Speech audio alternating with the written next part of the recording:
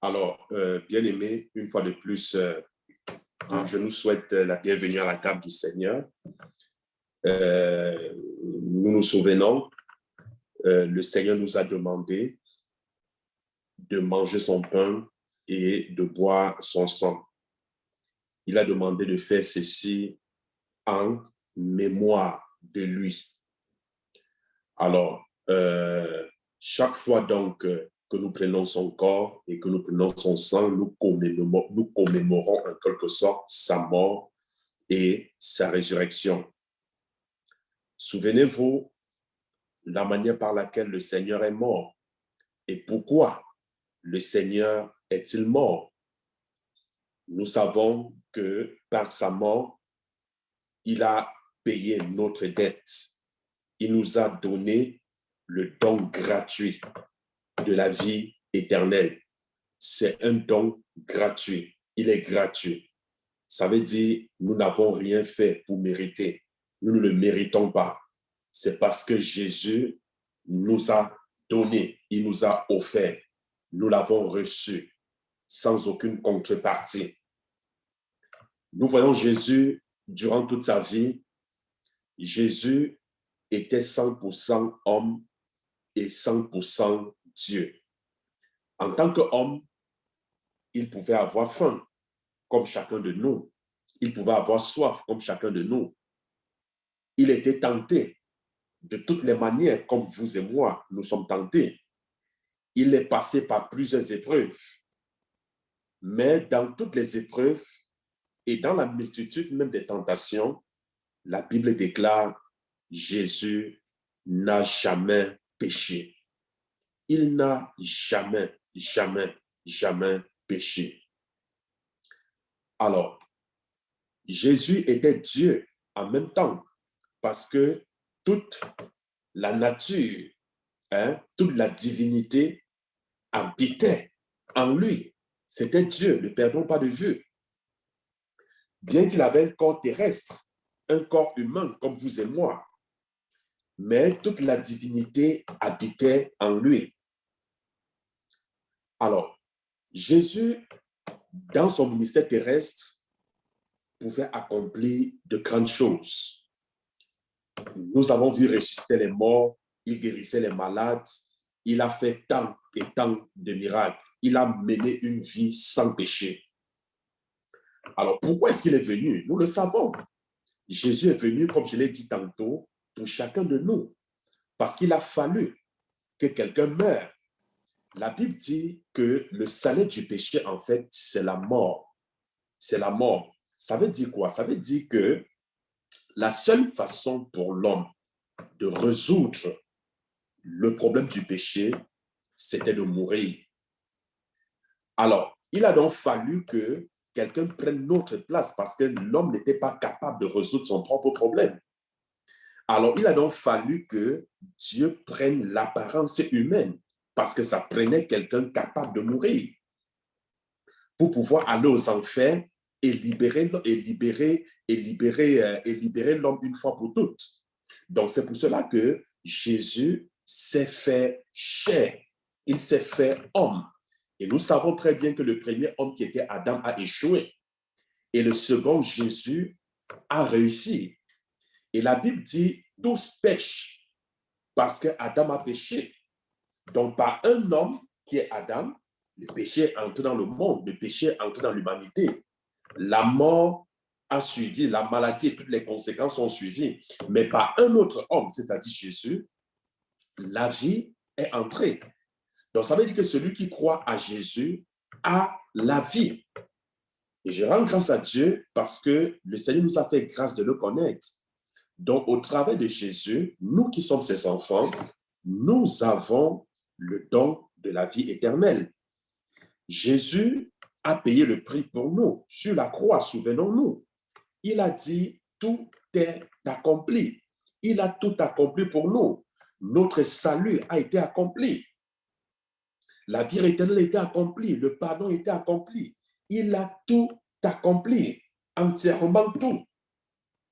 Donc, bien aimé, je voudrais tout simplement ce matin si tu as un besoin quelconque, si tu es malade, je voudrais que tu regardes tout simplement à Jésus ce matin. Est-ce que tu as besoin d'être fortifié dans ta foi, dans ta marche avec le Seigneur? Je voudrais que tu regardes à lui. Regardez quand le peuple d'Israël sortait de l'Égypte pour Canaan. Il a fallu qu'il mange un agneau qui était rôti selon les recommandations de Dieu avec du pain. C'était de la Pâque qu'il prenait. Cet agneau était une image. Cet agneau était une image du corps de Jésus. C'était une image. Donc, ils avaient justement besoin de cet agneau pour pouvoir avoir les forces par rapport au voyage qui les attendait. C'est de la raison pour laquelle, à la veille, ils ont donc mangé. Et aujourd'hui, mais tu ne peux pas manger le corps et boire le sang de Jésus et ne pas avoir la force nécessaire. Donc, je voudrais que nous puissions voir ceci, que nous pouvons voir dans cette lancée, c'est-à-dire que nous avons besoin de son corps pour avoir la force, pour marcher, pour persévérer dans la marche chrétienne. Parce que vous savez, la Bible déclare, c'est tous ceux qui persévéreront jusqu'à la fin qui seront sauvés. La marche avec le Seigneur n'est pas une marche facile. C'est une marche difficile parce que nous sommes entourés de part et d'autre par l'ennemi. C'est un chemin, non seulement il est étroit tel que la Bible le décrit, mais il est également épineux. Ça veut dire qu'il suffit de faire un faux pas pour te trouver hors du chemin. Et bien même quand tu es sur le chemin, il y a des épines, qui est une image, une représentation des épreuves. Il y a des gens qui ont commencé la marche avec le Seigneur, mais qui n'ont pas achevé. Il y a des gens qui ont commencé la marche avec le Seigneur, mais qui ont arrêté à mi-chemin. Mais nous voulons persévérer jusqu'à la fin. Nous voulons suivre le Seigneur jusqu'à la fin. Et pour ce, nous avons besoin de la grâce de Dieu. Nous avons besoin de la force de Dieu. Nous avons besoin de la force de Dieu. Cette force que contient son corps, son sang. Nous avons besoin de cette énergie que renferme le corps de notre Seigneur Jésus. Nous avons besoin. C'est ceux-là qui persévéreront jusqu'à la fin. La Bible dit, c'est ceux-là qui seront sauvés. Bien-aimés, nous sommes, en tant que chrétiens, engagés comme dans une course. Je ne dirais pas une course de vitesse, mais je dirais une course de résistance. Avez-vous déjà assisté ou alors fait partie d'une course de résistance? Il y a plusieurs candidats. Et puis, la course peut s'étendre peut-être sur 500 mètres ou sur 1 kilomètre. Et puis, l'essentiel dans ce genre de course, c'est d'arriver. Vous prenez au rythme qui vous convient, mais l'essentiel, c'est d'arriver. Bien aimé, nous sommes engagés dans une course. Et l'essentiel, c'est d'arriver. Souvenez-vous, la Bible dit dans Ésaïe que les adolescents, les jeunes se lassent. Les adolescents se lassent, les jeunes se découragent. Mais ceux-là qui mettent leur confiance en l'Éternel, ils marchent, ils ne se lassent pas, ils courent, ils ne se fatiguent pas, ils se lèvent et ils prennent de l'envol comme de l'aigle. Bien-aimés, nous voyons dans la marche avec le Seigneur plusieurs personnes qui se lassent, plusieurs personnes qui se découragent, plusieurs personnes qui finissent même par abandonner le Seigneur à cause du découragement. Mais la Bible dit, ceux qui mettent leur confiance en l'Éternel renouvellent leur force. Je voudrais qu'au travers de la Sainte Seine que nous allons prendre ce matin, du corps et du sang de Christ, nous voulons que le Seigneur nous communique sa force au travers de son corps, de son sang. Nous avons besoin de sa force dans notre marche avec lui. dans notre vie de prière, dans notre vie de méditation, dans notre service pour lui, dans notre engagement pour lui, dans l'évangélisation, nous avons besoin de la force de Dieu. La Bible dit, il renouvelle nos forces. Il renouvelle nos forces. Ceux qui mettent leur confiance en lui. Alors, bien-aimés, je voudrais ce matin qu'au travers de cette sainte scène, que tu demandes au Seigneur, comme tu prends son corps, comme tu prends son sang, demande au Seigneur de renouveler tes forces. Dis-lui que tu as besoin de sa force pour avancer. La Bible dit dans Philippiens, je puis tout par celui qui me fortifie. Je puis tout par celui qui me fortifie. Je suis capable, en d'autres mots, de tout accomplir par celui qui me fortifie. C'est le Seigneur qui nous donne la force. Nous voulons demander que le Seigneur ôte nos faiblesses, nos lacunes, en nous donnant ses forces, en nous donnant ses capacités.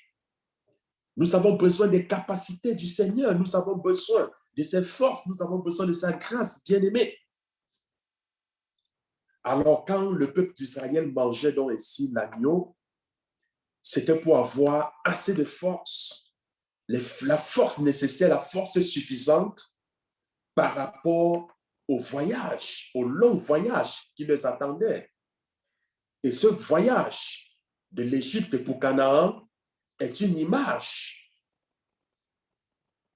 de notre marche chrétienne avec le Seigneur, parce que toute notre vie sur terre, nous la préparons pour l'éternité, nous la préparons pour le paradis. Nous marchons tous les jours parce que nous voulons aller au paradis. Tout ce que nous faisons, c'est pour hériter le ciel. C'est ça notre objectif. En tant qu'enfants de Dieu, nous suivons le Seigneur parce que nous voulons entrer au ciel. C'est parce que nous voulons avoir le don de la vie éternelle. Ne perdons pas de vue. Beaucoup viennent au Seigneur, pas certains, la plupart viennent au Seigneur, pas à cause de la vie éternelle. Mais j'ai vu beaucoup venir au Seigneur à cause des besoins personnels, à cause des désirs personnels. Et j'en ai vu plusieurs, une fois après avoir reçu leur désir, ils ont abandonné le Seigneur. Alors, quand tu suis le Seigneur pour des objectifs personnels, tu perds de vue, tu n'as rien compris. C'est pour cela que l'apôtre Paul dit, si tu espères tout simplement en Dieu pour les choses de la terre, alors sache que tu es le plus malheureux de tous les hommes. Notre espérance au Seigneur ne se limite pas aux choses de la terre, mais nous espérons en lui également pour des choses célestes. Nous espérons en lui pour les bénédictions spirituelles, pour la vie éternelle qu'il nous a donnée. Nous savons qu'un jour, nous serons avec le Seigneur. Nous savons qu'un jour, nous allons rencontrer Jésus et nous serons avec lui pour toujours. Mais étant ici-bas sur terre, nous devons marcher dans la droiture, dans la fidélité. Nous avons besoin de sa force pour faire face à toutes les épreuves qui peuvent se présenter devant nous. Nous avons besoin de sa force pour accomplir sa volonté. Nous avons besoin du Seigneur. Nous avons besoin de lui, bien-aimé. La Bible déclare l'esprit est disposé, mais la chair est faible. La chair est faible. La chair est faible. La chair, très souvent, nous empêche d'accomplir la volonté de Dieu. Nous ne pouvons pas compter sur la chair pour faire la volonté du Seigneur, mais nous avons besoin en tout temps de l'Esprit de Dieu. Nous avons besoin en tout temps de la force de Dieu, de la puissance de Dieu. Alors, bien-aimés, la Bible déclare, lorsque le Seigneur était assis à table avec ses disciples,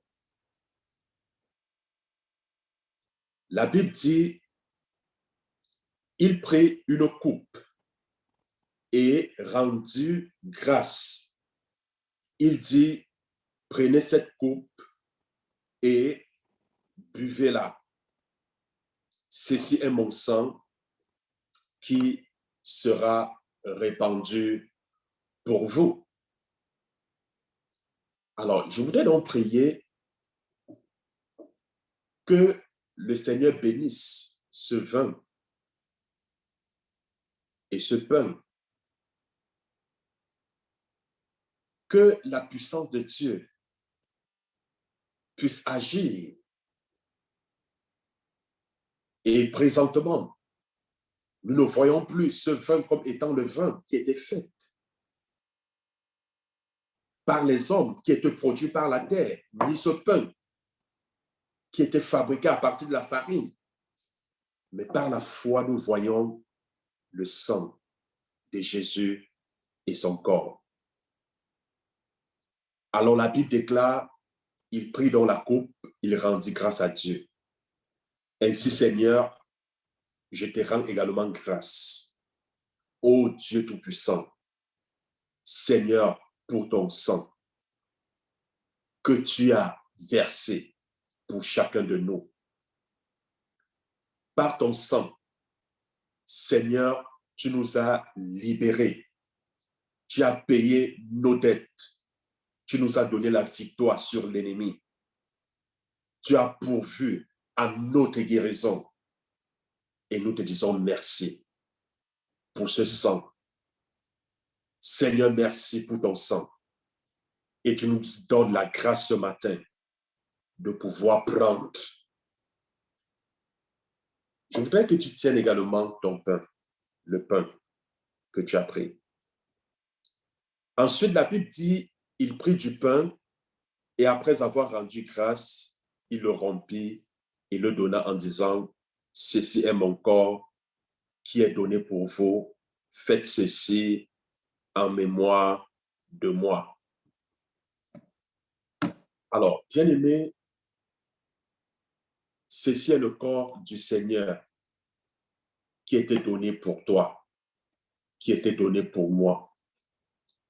Ainsi, Seigneur, je te dis merci. Seigneur, je te rends grâce pour ton corps que tu as livré pour nous. Oui, Seigneur, tu as livré pour nous. Tu as été brisé pour nous. Tu as supporté l'insupportable à cause de l'amour que tu avais pour nous. Tu étais maltraité. Tu étais frappé pour nous. Tu étais blessé pour nous. Le châtiment qui nous procure la paix est retombé sur toi. Et par tes maîtres sûrs, Seigneur, nous sommes guéris. Merci, Seigneur, parce que tu nous accordes la grâce ce matin de prendre ton corps. Alors, Seigneur, quelle que soit la maladie qui se trouve en nous, comme nous prenons ton corps et comme nous buvons de ton sang, que cette maladie disparaisse au nom de Jésus. Que nous recevons ainsi la guérison au nom puissant de Jésus. Seigneur, tu as dit les jeunes se lassent, les adolescents se fatiguent. Mais ceux-là qui mettent leur confiance en l'Éternel renouvellent leur force. Ils marchent, ils ne se lassent pas. Ils courent, ils ne se fatiguent pas. Ils se lèvent comme de l'aigle et ils prennent de l'envol. Seigneur, comme nous prenons ton corps et ton sang ce matin, nous avons besoin que tu renouvelles nos forces. Renouvelle nos forces, Seigneur. Nous avons besoin de toi. Seigneur, je prie tout par celui qui me fortifie. Nous avons besoin de ta force pour pouvoir mener une vie chrétienne victorieuse. Nous avons besoin de ta force pour pouvoir te servir, pour pouvoir chercher ta face, pour pouvoir faire ta volonté. Merci Seigneur, parce qu'en prenant ton corps et ton sang ce matin, tu nous communiques tu nous donnes la force nécessaire de vivre, de marcher, Seigneur, dans la foi, de mener une vie chrétienne victorieuse. Tu nous donnes la force nécessaire d'accomplir ta volonté. Nous te bénissons. Nous te rendons grâce au Éternel. Au nom de Jésus-Christ. Amen. Je voudrais maintenant que tu manges le pain et que tu boives ensuite le sang.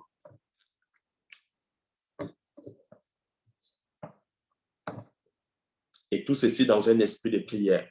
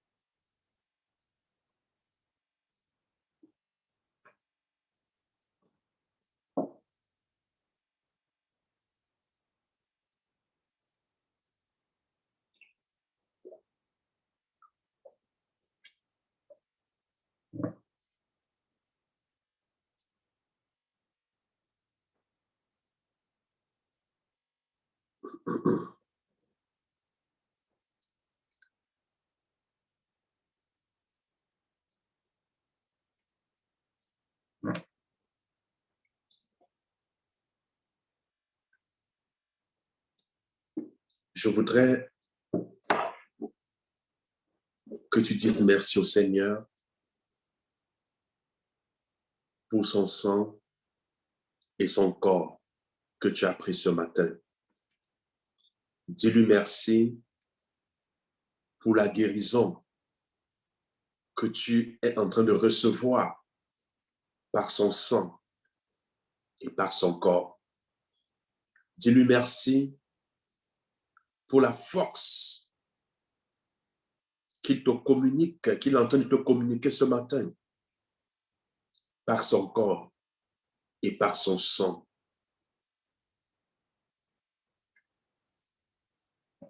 Dis-lui merci, bien-aimé,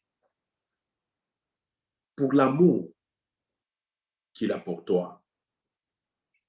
Dis-lui merci parce qu'il te donne la force de tout accomplir, la force de faire sa volonté. Dis-lui merci pour tous ses bienfaits dans ta vie.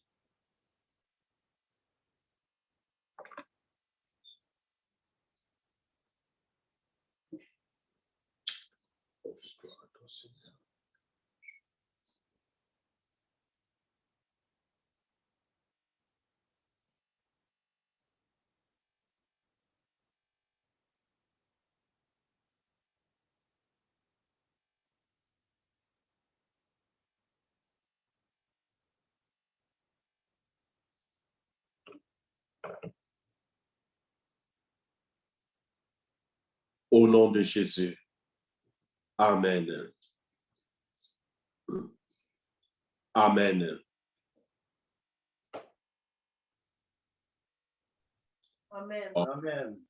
Que le Seigneur vous bénisse. En passant, le Seigneur m'a donné un message particulier pour ce lundi, pour la rencontre de ce lundi. Je voudrais, et puis lors de cette rencontre, je voudrais que vous invitez les gens à cette rencontre de ce lundi sur Zoom. Vous comprenez? Invitez, essayez au moins de donner une invitation à une personne. Au moins, si vous l'invitez, vous lui dites, c'est important, connectez-vous. Même ceux qui n'avaient pas l'habitude de se connecter, même de nouvelles personnes, cherchez à donner au moins l'invitation, même si la personne décline, même si la personne refuse, invitez quand même au moins une personne. Donc, à la rencontre de Zoom de ce lundi, donc notre rencontre sur la guérison de ce lundi. Donc, que le Seigneur vous bénisse. On se dit rendez-vous déjà demain pour ceux qui seront ici à Montmagny. Et puis, pour Sainte-Malachie, le pasteur François sera avec vous demain. Amen. Amen. Donc,